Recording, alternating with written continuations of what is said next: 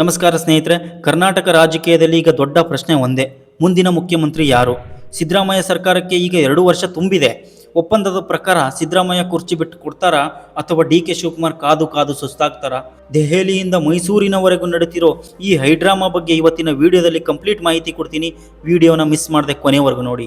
2023ರ ಚುನಾವಣೆ ಗೆದ್ದಾಗ ಸಿದ್ದರಾಮಯ್ಯ ಮತ್ತು ಡಿ.ಕೆ. ಶಿವಕುಮಾರ್ ನಡುವೆ 50-50 ಅಧಿಕಾರದ ಹಂಚಿಕೆ ಒಪ್ಪಂದವಾಗಿತ್ತು ಅನ್ನೋದು ಇದು ಎಲ್ರಿಗೂ ಗೊತ್ತಿರೋ ವಿಚಾರ.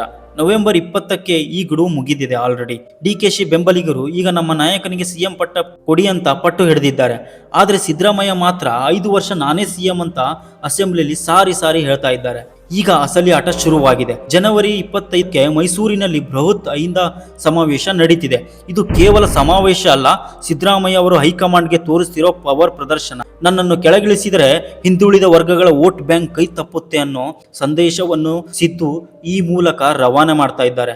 ಇತ್ತ ಡಿ.ಕೆ. ಶಿವಕುಮಾರ್ ಅವರು ಸುಮ್ಮನೆ ಕೂತಿಲ್ಲ, ಪದೇ ದೆಹಲಿಗೆ ಹೋಗ್ತಾನೆ ಇದ್ದಾರೆ. ಮಲ್ಲಿಕಾರ್ಜುನ್ ಖರ್ಗೆ ಮತ್ತು ರಾಹುಲ್ ಗಾಂಧಿ ಅವರನ್ನ ಭೇಟಿ ಮಾಡ್ತಾನೆ ಇದ್ದಾರೆ. ನಾನು ಪಾರ್ಟಿಗಾಗಿ ಕಸ ಗುಡಿಸಿದ್ದೀನಿ, ಪೋಸ್ಟರ್ ಅಂಟಿಸಿದ್ದೀನಿ ಅಂತ ಭಾವನಾತ್ಮಕ ಮಾತಾಡಿ ಡಿ.ಕೆ.ಶಿ ಹೈಕಮಾಂಡ್ ತಮ್ಮ ಕೈ ಬಿಡಲ್ಲ ಅನ್ನೋ ಭರವಸೆಯಲ್ಲಿ ಕೂಡ ಇದ್ದಾರೆ. ಹಾಗಾದ್ರೆ ಏನಾಗುತ್ತೆ? ಸಿದ್ದರಾಮಯ್ಯ ಅಧಿಕಾರ ಉಳಿಸಿಕೊಳ್ತಾರಾ ಅಥವಾ ಡಿ.ಕೆ.ಶಿ ಕರ್ನಾಟಕದ ಕಾದು ನೋಡಬೇಕಾಗಿದೆ. ನಿಮ್ಮ ಪ್ರಕಾರ ಕರ್ನಾಟಕದ ಮುಖ್ಯಮಂತ್ರಿಯಾಗಿ ಯಾರು ಮುಂದುವರಿಯಬೇಕು, ಸಿದ್ದರಾಮಯ್ಯನ ಅಥವಾ ಡಿ.ಕೆ. ಶಿವಕುಮಾರ್ ಅವರ? ನಿಮ್ಮ ಅಭಿಪ್ರಾಯವನ್ನು ಕಮೆಂಟ್ ಮಾಡಿ ತಿಳಿಸಿ. ವಿಡಿಯೋ ಇಷ್ಟ ಆಗಿದ್ರೆ ಲೈಕ್